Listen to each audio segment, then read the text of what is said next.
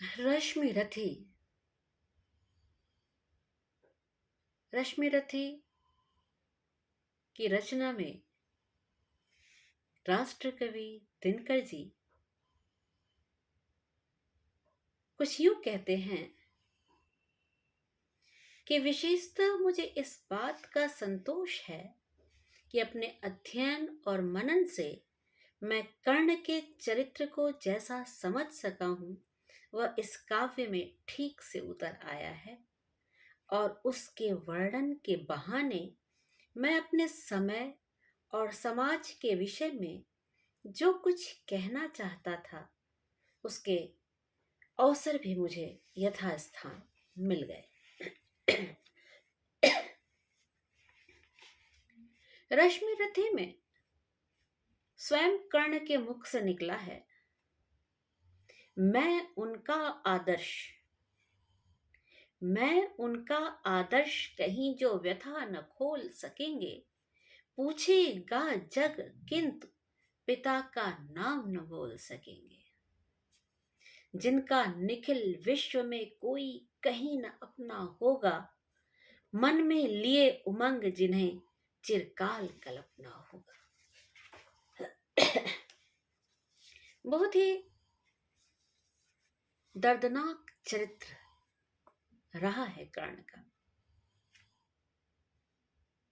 यद्यपि क्षत्रिय कुल में उत्पन्न हुए थे, लेकिन जैसा कि आप जानते हैं कि कुंवारी होने के कारण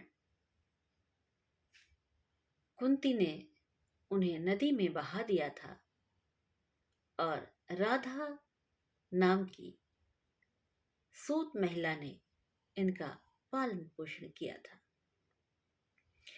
क्योंकि क्षत्रिय कुल से थे, जनजात योद्धा थे और बड़ी होने के साथ साथ वो निखर कर आ रहा था। वह धनुर्विद्या सीखना चाहते थे, विभिन्न शस्त्र विद्याओं को सीखना चाहते थे, लेकिन गुरु ही नहीं पा रहे थे। द्रोणाचार्य की तरफ जब उनका रुझान गया तो उन्हें एकलव्य की याद आ गई। पहली बात, द्रोणाचार्य क्षत्रिय कुल के जो पुत्र हैं उन्हें ही शस्त्र विद्या सिखाते थे और फिलहाल कर्ण सूत पुत्र थे।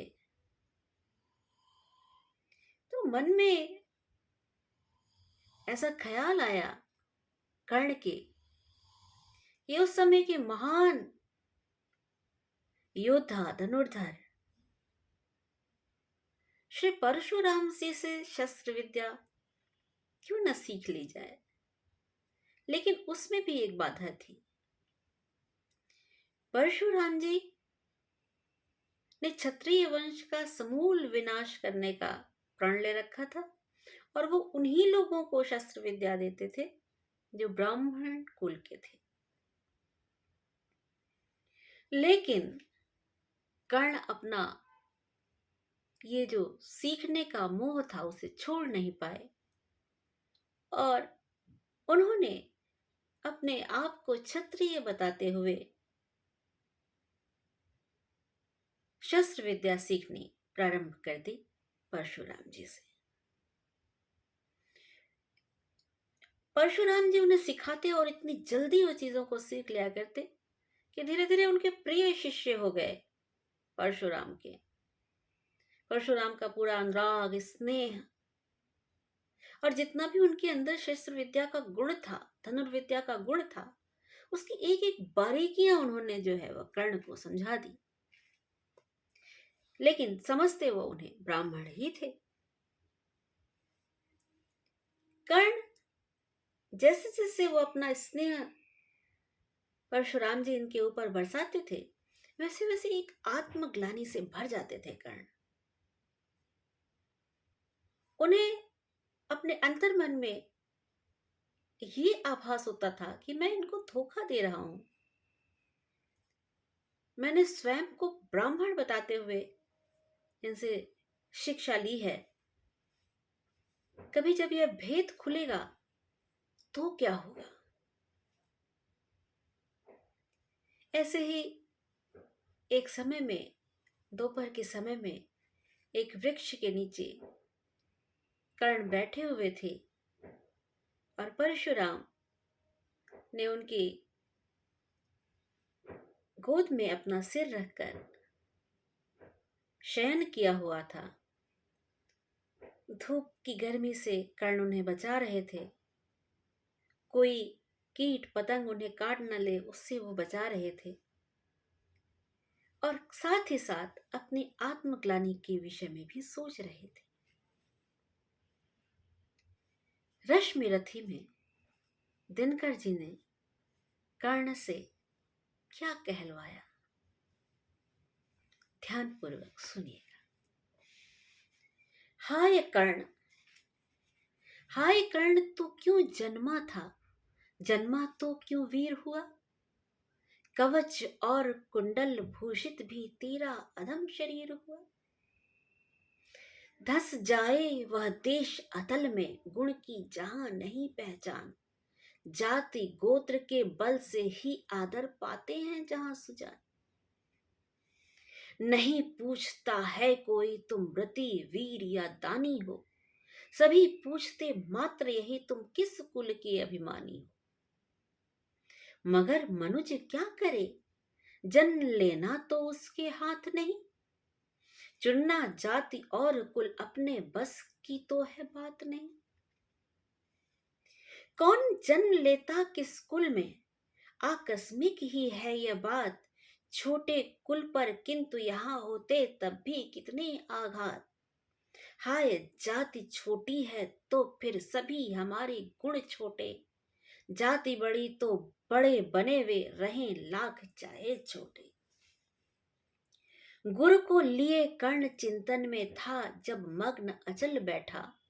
तभी एक विषकीट कहीं से आसन के नीचे बैठा। वज्र दंश वह लगा कर्ण के उर को कुतर कुतर खाने, और बनाकर छिद्र मांस में मंद मंद भीतर जाने। कर्ण विकल हो उठा, कर्ण विकल हो उठा, दुष्ट भौरे पर हाथ धरे कैसे। बिना हिलाए अंग कीट को किसी तरह पकड़े कैसे। पर भीतर उस धसे कीट तक हाथ नहीं जा सकता था। बिना उठाए पांव शत्रु को कर्ण नहीं पा सकता था।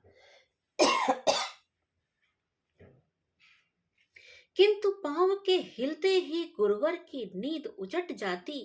सहम गई यह सोच कर्ण की भक्तिपूर्ण विह्वल छाती। सोचा उसने अतः कीट यह पिए रक्त पीने दूंगा। गुरु की कच्ची नींद तोड़ने का पर पाप नहीं लूंगा। देख रहा अचल आसन से कर्ण बहुत मन को मारे। आह निकाले बिना शिलासी सहनशीलता को धारे। किंतु लहू की गर्म धार जो सहसा आन लगी तन में। परशुराम जग पड़े रक्त को देख हुए विस्मित मन में। कर्ण झपट कर उठा, इंगितों में गुरु से आज्ञा लेकर।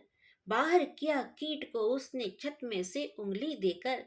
परशुराम बोले शिव शिव तूने यह की मूर्खता बड़ी। सहता रहा अचल जाने कब से ऐसी वेदना कड़ी। तनिक लजा कर कहा कर्ण ने, नहीं अधिक पीड़ा मुझको। महाराज क्या कर सकता है यह छोटा कीड़ा मुझको। मैंने सोचा हिला डुला तो वृथा आप जग जाएंगे। क्षण भर को विश्राम मिला तो नाहक उसे गवाएंगे। निश्चल बैठा रहा, सोच यह कीट स्वयं उड़ जाएगा। छोटा सा यह जीव मुझे कितनी पीड़ा पहुंचाएगा। पर यह तो भीतर धंसता ही गया, मुझे हैरान किया। लज्जित हूं इसलिए कि सब कुछ स्वयं आपने देख लिया। परशुराम गंभीर हो गए, परशुराम गंभीर हो गए। सोच न जाने क्या मन में। फिर सहसा क्रोधाग्नि भयानक भभक उठी उनके तन में।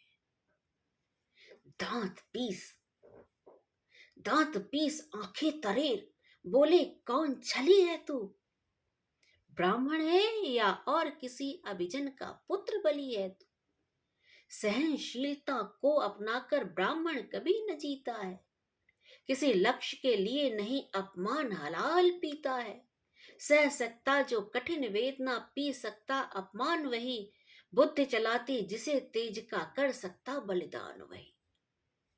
तेज पुंज ब्राह्मण तिल तिल कर जले नहीं, यह हो सकता। किसी दशा में भी स्वभाव अपना वह कैसे खो सकता।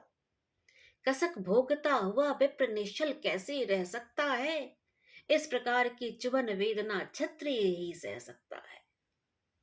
तू अवश्य क्षत्रिय है, तू अवश्य क्षत्रिय है। पापी बता न तो फल पाएगा।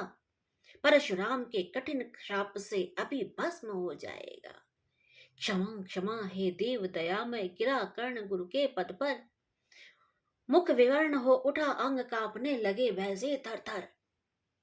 सूत पुत्र मैं शूद्र कर्ण हूँ, सूत पुत्र मैं शूद्र कर्ण हूँ। करुणा का अभिलाषी हूँ, जो भी हूँ पर देव आपका अनुचर अंतेवासी हूँ।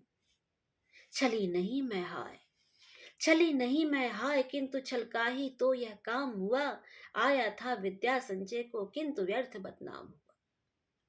बड़ा लोभ था, बड़ा लोभ था बनु शिष्य में कार्तवीर्य के जेता का। तपोदीप्त शूरमा विश्व के नूतन धर्म प्रणेता का। पर शंका थी मुझे सत्य का, अगर पता पा जाएंगे महाराज मुझ सूत पुत्र को कुछ भी नहीं सिखाएं। बता सका मैं नहीं इसी से प्रभु जाति अपनी छोटी। करें देव विश्वास भावना और न थी कोई खोटी। पर इतने से भी लज्जा में हाय गड़ा सा जाता हूँ। मारे बिना हृदय में अपने आप मरा सा जाता हूँ। करें भस्म ही मुझे देव, सम्मुख है मस्तक नत मेरा। एक कसक रह गई नहीं, पूरा जीवन का व्रत मेरा। गुरु की कृपा शाप से जलकर अभी भस्म हो जाऊंगा। पर मदांध अर्जुन का मस्तक देव कहाँ मैं पाऊंगा। यह तृष्णा यह विजय कामना, यह तृष्णा यह विजय कामना मुझे छोड़ क्या पाएगी। प्रभु अतृप्त वासना मरे पर भी मुझको भरमाएगी। दुर्योधन की हार देवता कैसे सहन करूंगा मैं। अभय देख अर्जुन को मरकर भी तो रोज मरूंगा मैं। परशुराम का शिष्य कर्ण पर जीवन दान न मांगेगा। परशुराम का शिष्य कर्ण पर जीवन दान न मांगेगा। बड़ी शांति के साथ चरण को पकड़ प्राण निस्त्यागेगा। प्रस्तुत हूँ देशाप, प्रस्तुत हूँ देशाप, किंतु अंतिम सुख तो यह पाने दे। इन्हीं पाद पद्मों के ऊपर मुझको प्राण गंवाने दे। लिपट गया गुरु के चरणों में विकल कर्ण, इतना कहकर दो कणिकाएं गिरी अश्रु की गुरु की आंखों से बहकर। बोले हाय कर्ण, तू ही प्रतिभट अर्जुन का नामी है। निश्चल सखा धात राष्ट्रों का, विश्व विजय का कामी है। अब समझा किस लिए रात दिन तू वैसा श्रम करता था। मेरे शब्द शब्द को मन में क्यों सीपी सा धरता था।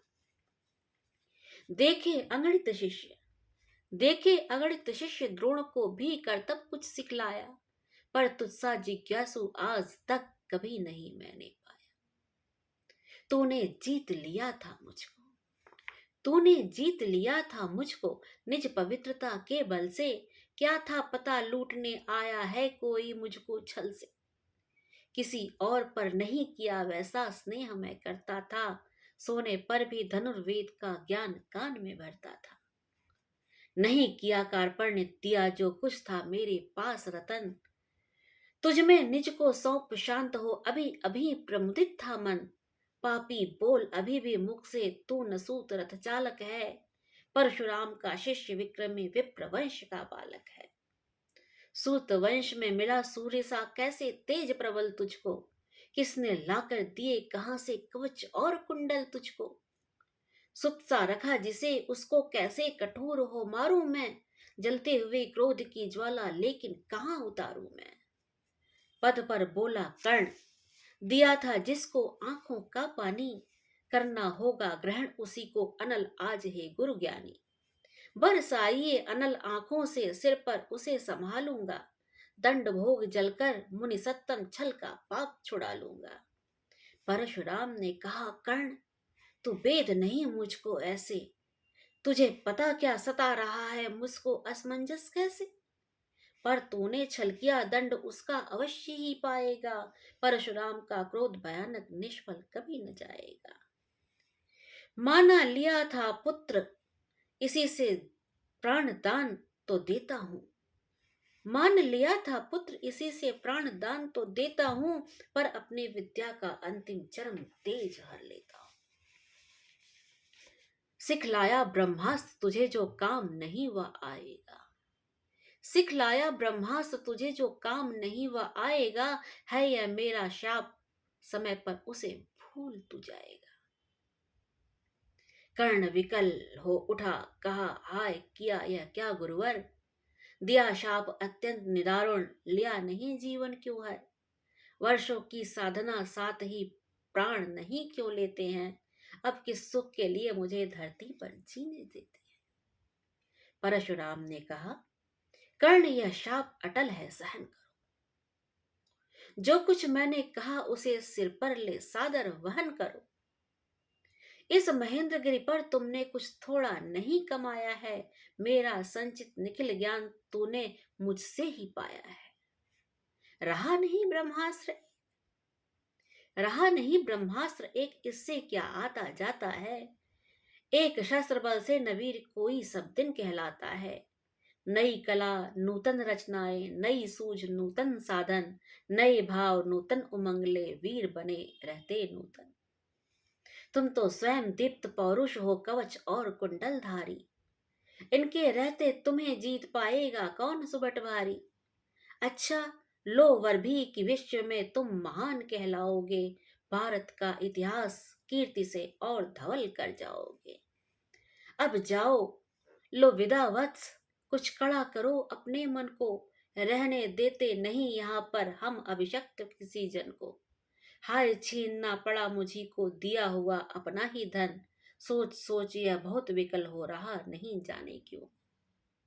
व्रत का पर निर्वाह कभी ऐसे ही करना होता है, इस कर से जो दिया उसे उस कर से हरना होता है।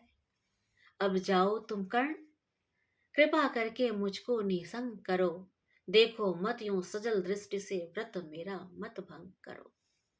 आह बुद्धि कहती कि ठीक था जो कुछ किया, परंतु हृदय मुझसे कर विद्रोह तुम्हारी मना रहा जाने क्यों जय।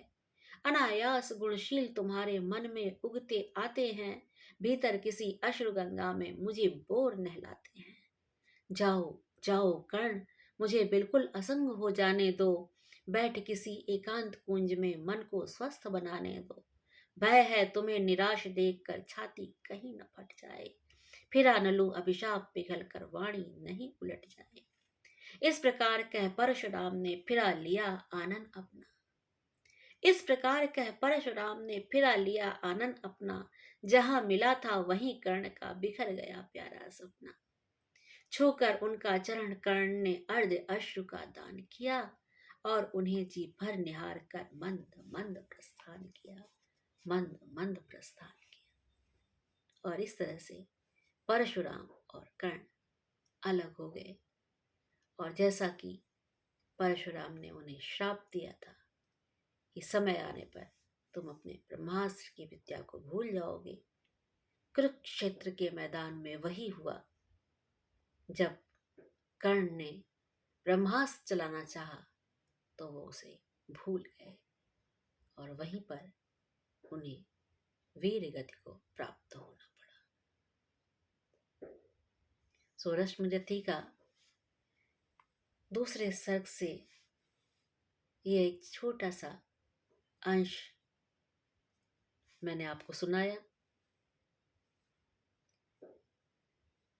बहुत ही खूबसूरत सा संवाद है, बहुत मन को बेद देने वाली बातें हैं। गुरु और शिष्य की। कर्ण बहुत प्रिय थे, लेकिन अपने कुछ कारणों से परशुराम उन्हें अपना नहीं पाए। जो शिष्य के लिए बहुत ही शायद सबसे दर्दनाक समय था।